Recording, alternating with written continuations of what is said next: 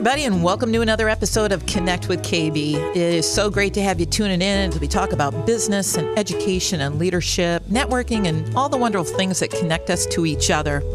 The Michigan Works Association provides services and support to Michigan's workforce development system through advocacy, education, and collaboration.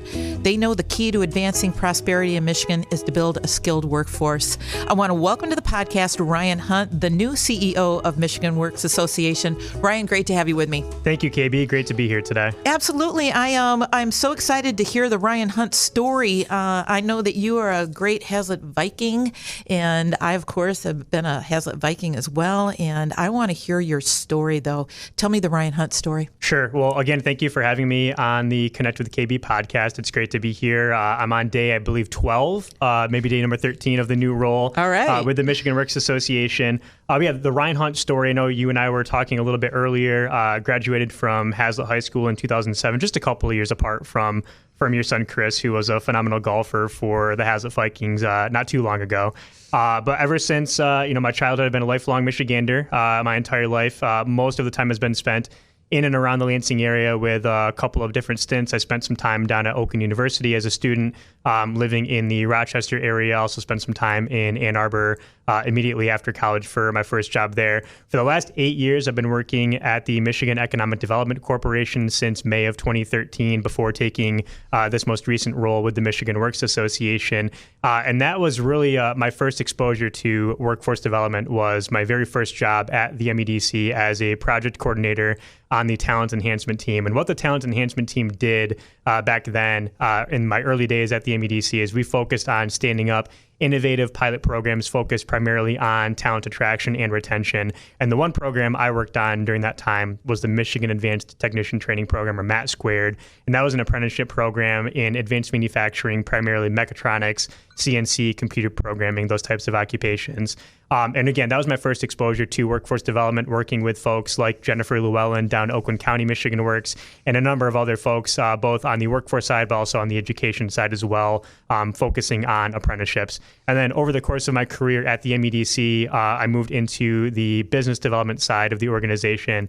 And for the last 2 years, since May of 2019, I had been serving as a regional director on our growth and development team, and I was managing a team of field staff that covered about 75% of the geographic territory in the state, and we were focused on business retention and expansion. Any company that was expanding or running into any issues with expansion in Michigan, we would meet with those companies and talk about any resources at the federal, state, or local level that could help them overcome their challenges in order to grow and be successful here in the state. You bet. You are also a dad, aren't you? I am, yes. Yeah, yep. Let's talk a little bit about that. Sure, yeah. I have a 4-year-old daughter. She just turned 4 in June. On June 21st was her birthday. She's a lot of fun. She's adventurous. She's a little stubborn most of the time, as I think most 4-year-olds probably are.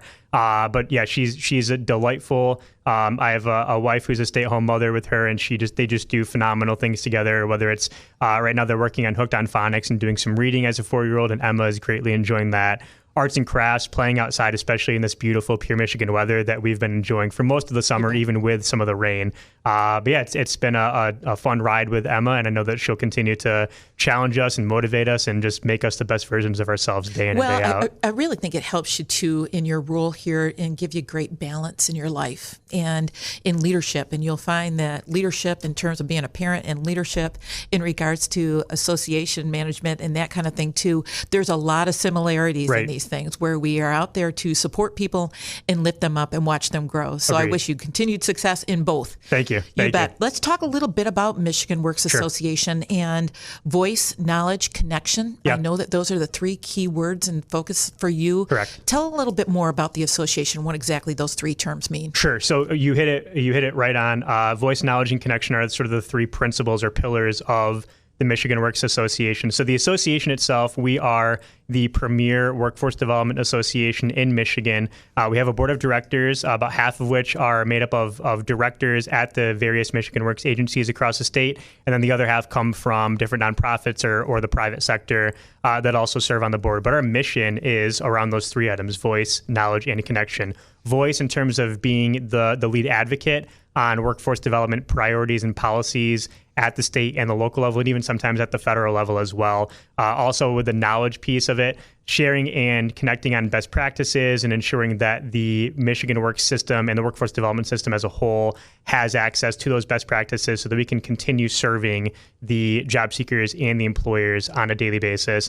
And then connection, serving as that convening body to where we are, again, sharing those best practices, holding different trainings and workshops. We have the annual conference coming up September 13th through 15th next month, where we'll be focusing on a number of different initiatives and priorities within the workforce development space. So our goal is to be visible, it's to be present, it's to be the lead advocate on all things workforce, federal, state, and local. And I think we've done a great job over the past several years, really ever since the organization was incepted back in the late 80s. But ever since that time, we've served as that premier workforce development organization, and we will continue to serve in that role going forward. Well, you've got incredible leadership all over the state, and I have been very fortunate to work with a lot of your folks out there, your locals, including Carrie Rossingana at the Capital Area Michigan Works, Shamar Heron at Michigan Works Southeast, Jen Llewellyn at Oakland, who you just mentioned, Greg Petoniak down at SEMCA. It really, for you to have such strong leadership in these different areas of the state too, it really has got to be something that really kind of inspires you as well.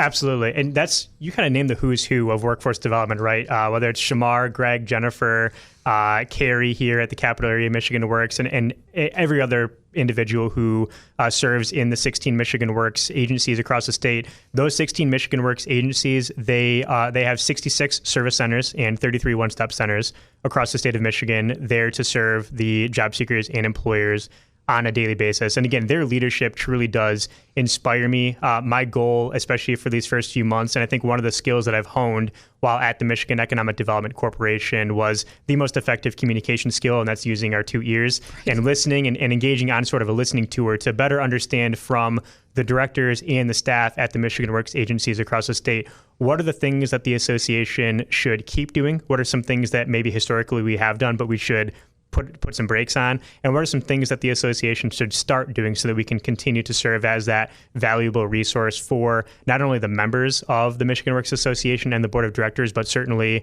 the individuals and the companies that are able to utilize our services and programs, whether they're federal workforce programs, state level programs, even some of the local programming as well, day in and day out. Well, you talked about the conference just a minute ago, and that is the 13th through 15th, and I'm looking forward to participating. I know that there's so many opportunities for people in skilled trades right now with a big focus on apprenticeships. What do employers need to know to be able to capitalize on the dollars available for training, and what kind of takeaways are you going to kind of share at the conference, and how can people really walk away with some really to-dos for themselves? Sure. Great questions. I'll hit on the first one, which is what do employers need to know about accessing dollars, whether they be federal programs, state programs, local programs, as it relates to workforce development. First and foremost, I'll say that the workforce development system in Michigan is here to support employers and job seekers. We talk a lot about the demand-driven model within the workforce development system here in Michigan. And what that means is that our services are there to better understand the demand side, or what do the employers need, whether it's specific skills, trainings, occupations, what do they need in order to grow and be successful here in Michigan, and then working with those federal, state, and local resources to support the supply side of the equation, the job seekers as well. With regards to the available training dollars that we have, we're coming up on a very busy time of the year for the Michigan Works agencies and really the state of Michigan as a whole. It's prime budget season. We're getting down to the end of September, early October when we turn over into a new fiscal year. One of the key programs that has been around for the last several years is the Going Pro Talent Fund, formerly known as the Skilled Trades Training Fund. That's been around since 2014, and since the program's inception, the state of Michigan, in partnership with the Michigan Works agencies across the state, we've made over 4,000 awards through the Going Pro Talent Fund. 90% of those awards have gone to small and medium-sized businesses of 500 or fewer employees. And last fiscal year, in fiscal year 21, we awarded just under $40 million in Going Pro Talent funding. And in turn, we were able to leverage about $384 million in funding from the private sector. So while the fiscal year 22 details are still being worked out between the governor and the legislature, this is a critical program to help train workers for 21st century jobs in a range of industries. You mentioned apprenticeships. programs like the Going Pro Talent Fund, those can help support apprenticeships as well. Companies can not only access Going Pro Talent Funds for their workers, and traditionally it's been a company can receive up to $1,500 per employee, per eligible employee to go through training. For apprenticeships, it's actually double that amount. It's $3,000 per eligible apprentice or per registered apprentice through the Going Pro Talent Fund. And because we recognize the importance of apprentices as lifelong learners and really as a way to grow the skill set and also ensure that workers have access to quality training and quality occupations and career pathways here in Michigan. How do employers get in touch with you then? And how do you do this in terms of your marketing? Yep. Right now, all the Michigan Works agencies across the state of Michigan, all 16 of them, are having whether virtual or in-person or hybrid versions of Going Pro Talent Fund information sessions, and those will be going on for the next several weeks, especially as we approach the final determination as to what the fiscal year 22 budget looks like. And then beginning in the fall months, we will also begin to communicate the deadlines and the application periods and the windows for the Going Pro Talent Fund. Whether it's that particular program or any other program at the federal, state, and local level as it relates to workforce development, companies can reach out to their local Michigan Works office in order to learn more information. And if they would also like to reach out to the Michigan Works Association, we can help connect them with the right office in their own community. Well, there are dollars available, and there's so much opportunity here for employers and for us to build the workforce. And so obviously we want them to capitalize on that. Are there ever dollars that are just left on the table? Do you have to scramble to find people? Sometimes there are dollars that are left on the table. And again, that's why we want to do our best to promote these programs, because they are there for companies and job seekers to be able to access in order for them to get the training that they need, in order for the companies to be able to access an educated and trained workforce. So there are some dollars that are left on the table on an annual basis for programs all across state government. However, I think what we've seen over the past year in the pandemic, especially as it relates to some of the federal relief dollars, is a lot of those dollars have actually been oversubscribed, where there is more demand for the programs than there are a supply of dollars. And I think that trend will likely continue.